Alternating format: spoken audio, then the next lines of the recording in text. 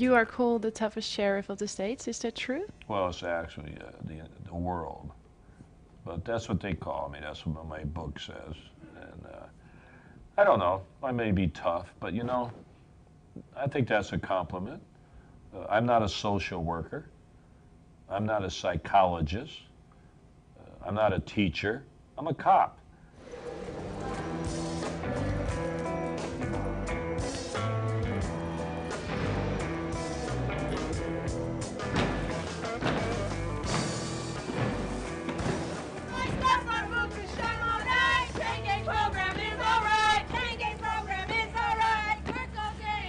That's the only female chain gang in the history of the world.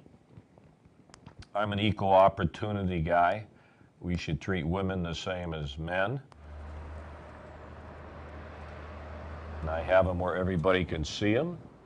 So maybe the mothers and fathers driving by can tell the kid, hey, you do something wrong, you're going to be on that chain gang wearing pink underwear in black and white uniform.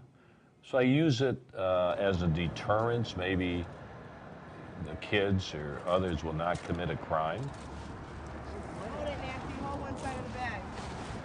Come on. We're picking up weeds. They ain't nothing nice either. You're gonna be here all day, right? For just a couple hours, actually. So, in what way is this better than lockdown?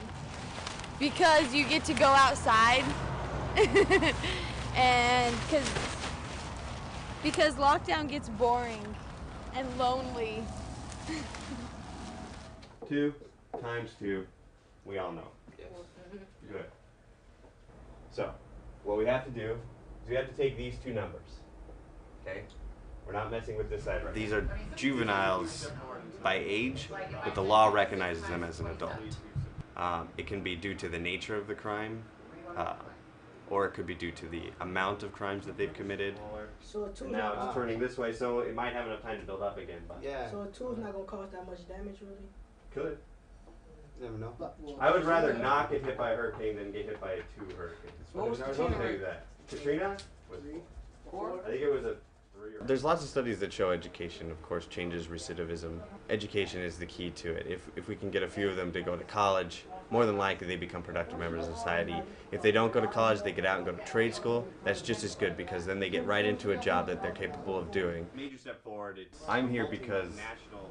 of the class, not because of the politics. So whether or not Sheriff Arpaio is right or wrong is not up to me to decide. It's my job here is to teach these kids and to treat them fairly. It's jail. Like, it shouldn't be comfortable to make people want to come back. So he's doing a good job, make people not want to come back. Like, everybody I talk to, I'm never coming back here. It's not a good place. And it's really not. I do have the volunteer posse, 3,000. About 400 I give to guns. It's all free.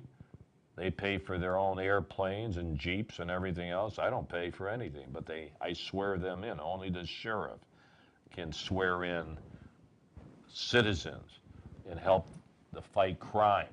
And what are their duties? What? I use the posse right now. They're helping my deputies going after illegal immigration.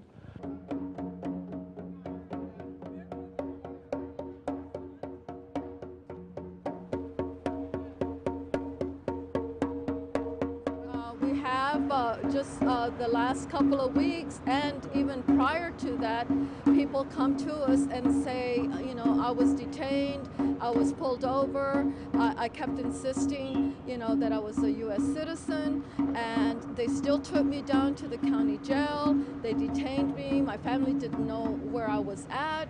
A woman had gone out to the grocery store, was pulled over, and disappeared for 24 hours or overnight. Her family didn't know, while she had to try to find out how she was going to prove that she was a U.S. citizen. I can't speak for anyone else at the table, but I have no anger towards Arpaio. I'm not mad at him. I don't hate him. I have 5 garden plots at home, and we try to plant good food in them. But if, no matter how much good stuff we plant, if we don't go out and pull the weeds sometimes, then nothing good that we plant can grow. So I spend a lot of hours weeding, and I do that same thing when I come downtown with you guys. But it doesn't mean I'm angry at the weeds any more than I'm angry at Arpaio. He's just another weed that needs to be removed. He's keeping anything good we try to plant from growing. He needs to be removed. We don't get any kind of a breakfast. We get like a lunch for breakfast. It's bread and meat and fruit and milk. I don't agree with the 2 meals a day. So I have 200 dogs and cats behind bars because they've been abused. It's air conditioned. It costs more to feed the dogs than the prisoners. The prisoners is usually about 40 cents a day.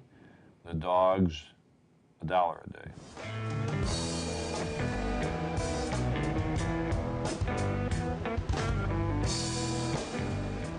If I had $1 billion, they would still be living in tents, which is like 140 degrees in the summertime. So I have a philosophy that you should never live better in jail than you do on the outside. So as long as I'm the sheriff, those tents will be there.